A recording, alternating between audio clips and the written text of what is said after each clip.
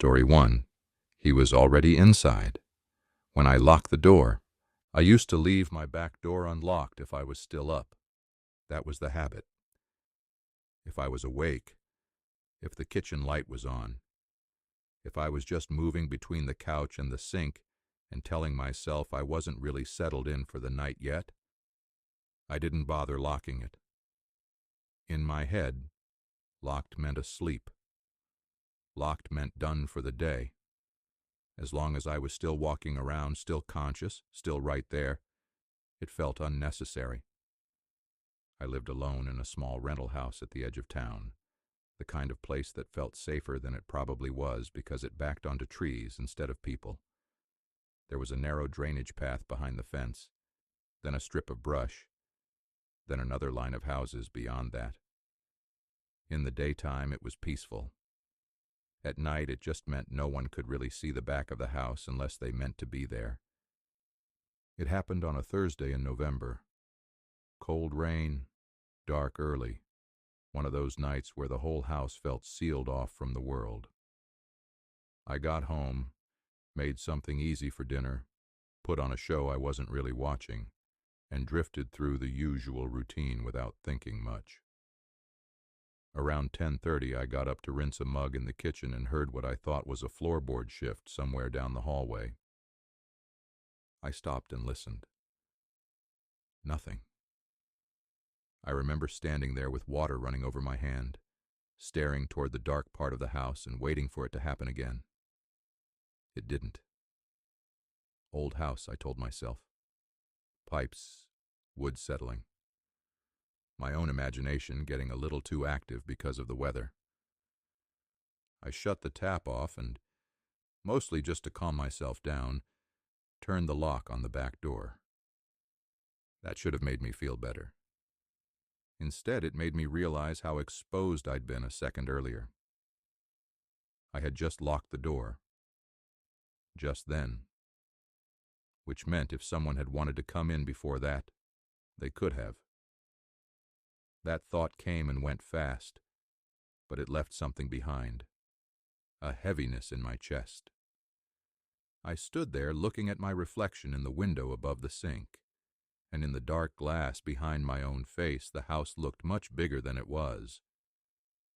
Then I heard another sound. Not from outside, not from the walls. A step. Careful. Slow. Somewhere near the bedrooms. I knew immediately it was a person.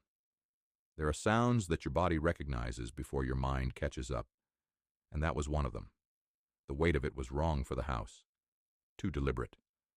I didn't call out. I didn't say hello. I just picked up my phone from the counter and backed into the living room, staring at the hallway opening the whole time. For a few seconds, nothing moved. Then I heard breathing. It was faint, but close enough that I could tell it was human. Someone trying to breathe quietly and not quite managing it. That was the moment I understood something that made my whole body go cold. If there was somebody in the hallway, then they had already been inside when I locked the door. I called 911 and tried to whisper, but my voice sounded shredded. The dispatcher kept telling me to get out if I could. I couldn't. To reach the front door, I would have had to cross open space with the hallway fully visible beside me. If whoever was there rushed me, there would have been nowhere to go. The only room near me that locked was the small bathroom off the living room. I backed into it, shut the door, and sat on the floor with my shoulder against it. Phone to my ear. Every muscle in my body so tight I could feel them trembling. For maybe 20 seconds there was nothing. Then a sound in the kitchen. Something lightly bumped on the tile. Then the soft scrape of wood. The dispatcher was asking if I could still hear him. I remember saying, "He's still here," and hating how small my voice sounded. The doorknob turned. Slowly, all the way to the stop. I stopped breathing. Then it eased back into place. A few seconds later, there were 2 light knocks on the bathroom door. Not angry, not rushed, just oddly polite. Then a man's voice. "I think I came into the wrong house." He said it calmly, in the same tone someone might use if they'd stepped into the wrong room at a party. I didn't answer. He waited, then tried again. "Can you open the door?" The dispatcher heard him. She kept talking, but I barely understood the words. All I could focus on was how normal he sounded. Not drunk, not frantic, not breathless from being caught. Just wrong in some way I couldn't name. The kind of wrong that doesn't need to raise its voice to scare you. I stayed silent. He tapped the door once with his fingernail. A tiny sound. Thoughtful, almost absent-minded. Then he said, "I saw you come home."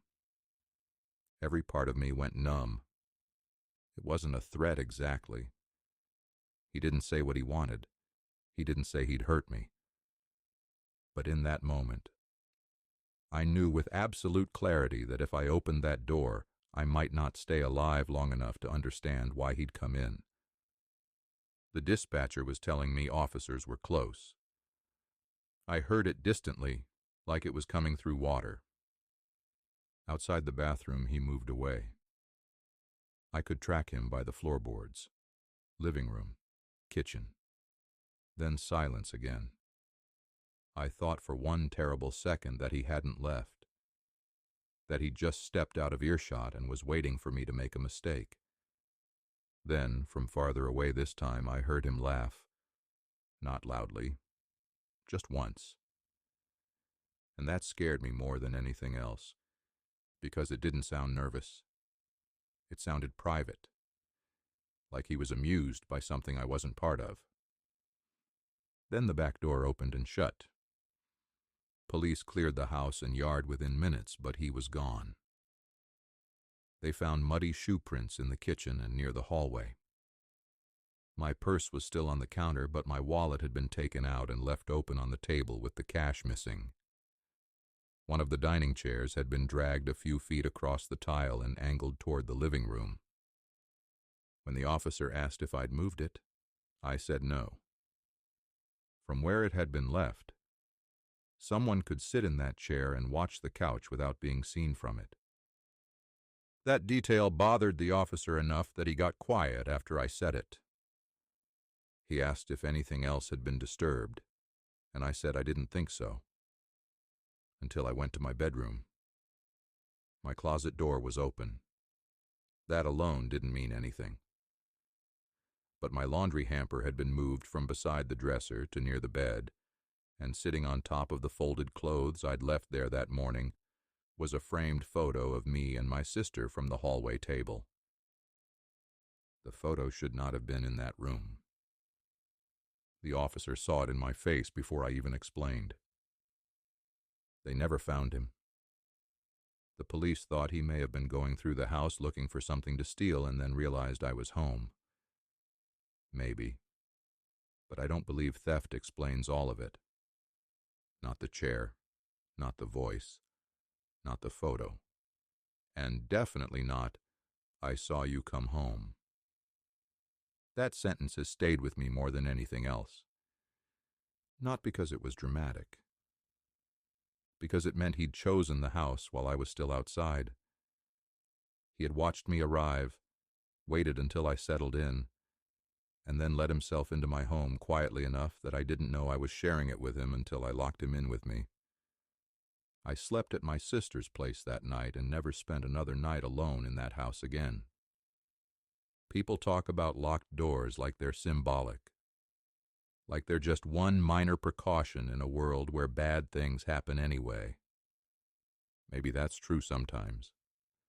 But sometimes a locked door is the difference between a stranger staying outside with his thoughts and a stranger standing 10 feet away in your hallway, listening to you breathe, deciding whether tonight is the night he does something worse than steal.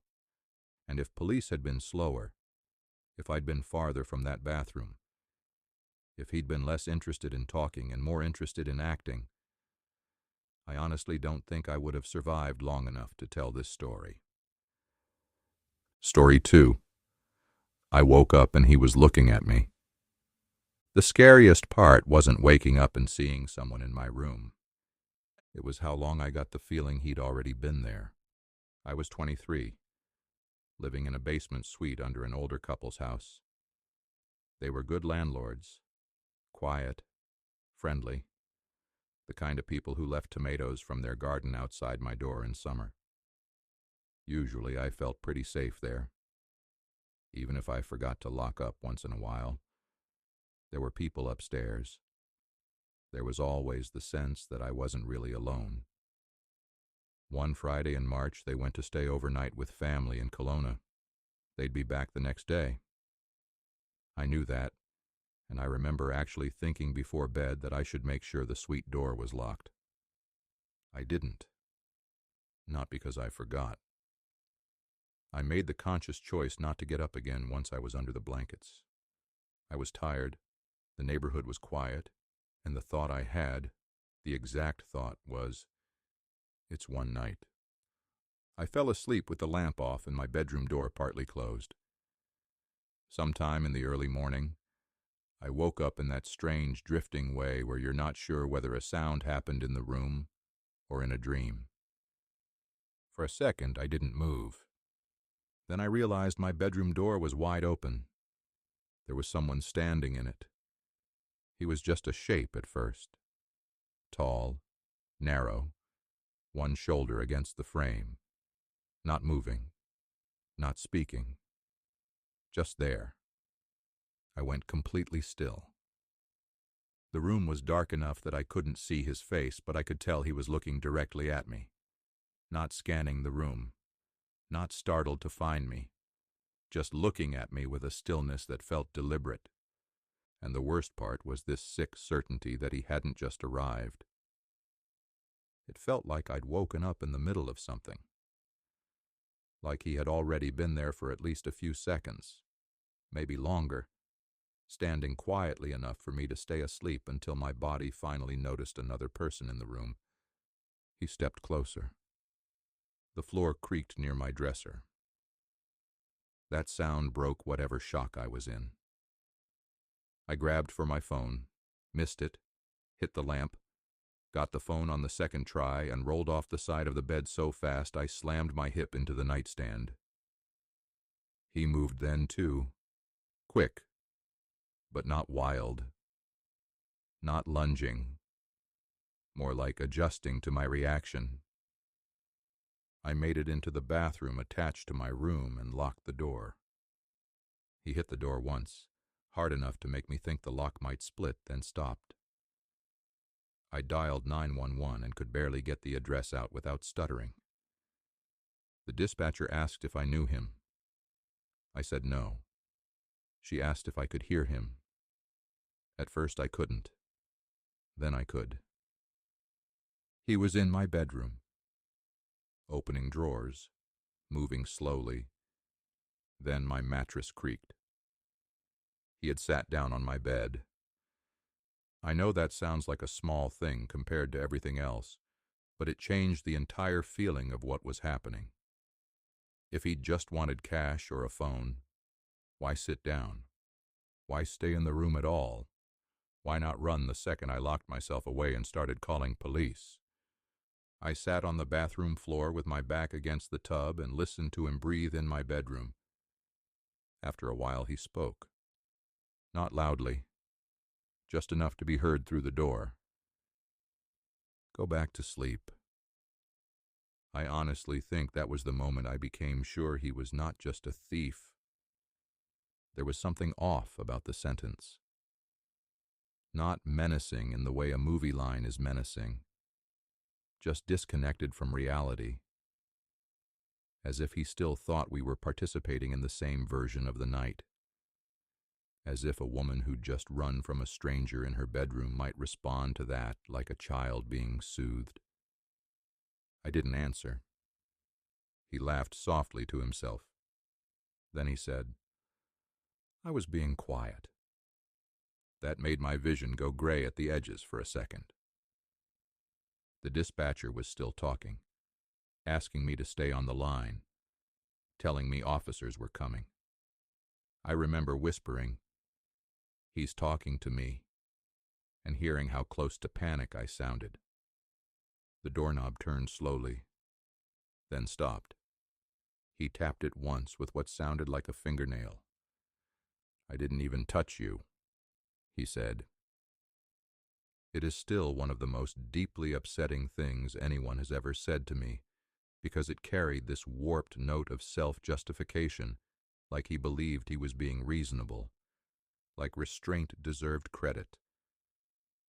I screamed then, not on purpose. It just came out of me. He went quiet for a second. Then I heard him stand, cross the room and move into the hallway. I thought maybe he was leaving.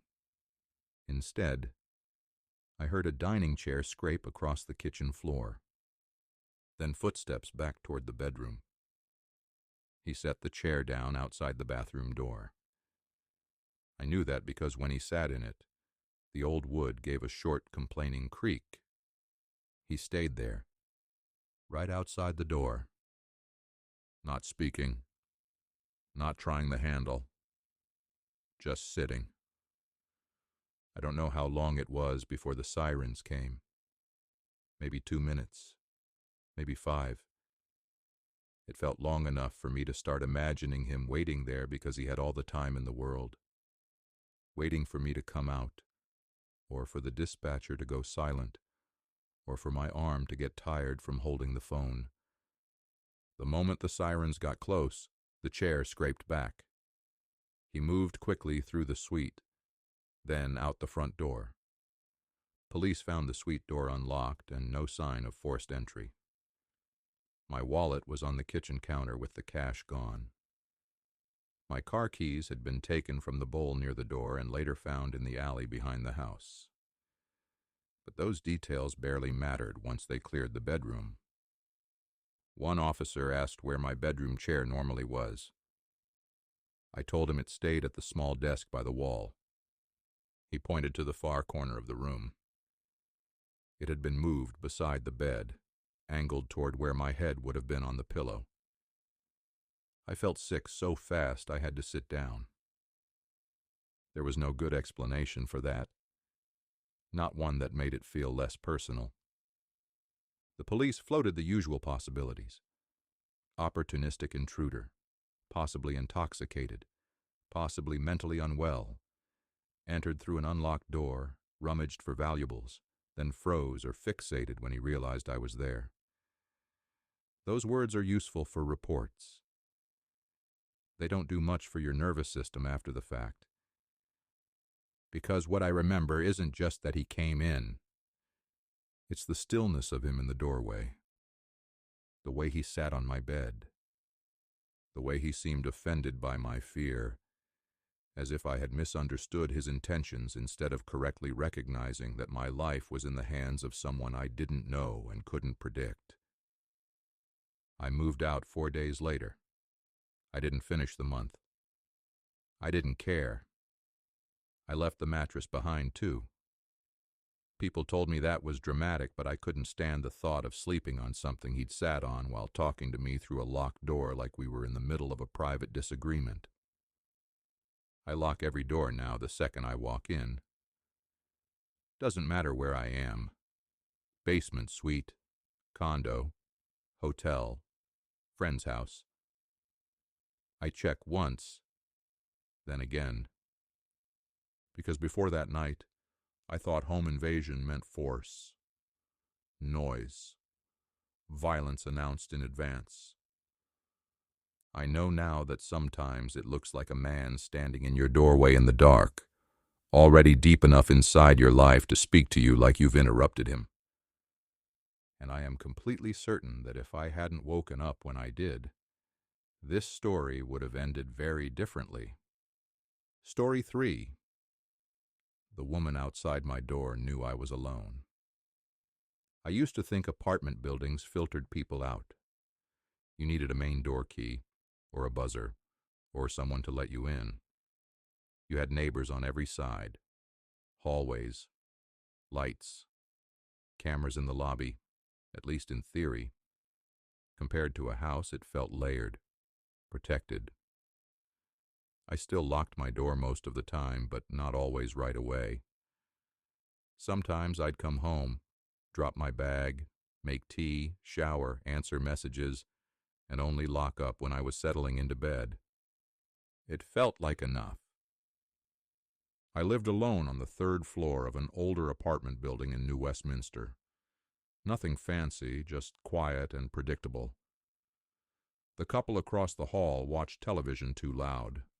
The woman downstairs smoked by the back entrance and always apologized even when the smoke never reached me. It was the kind of building where small routines made strangers feel familiar. One Saturday night I got home from a late shift just before 11. I let myself in, kicked off my shoes, set my tote bag by the door, and started boiling water for tea. I was tired enough to move on autopilot.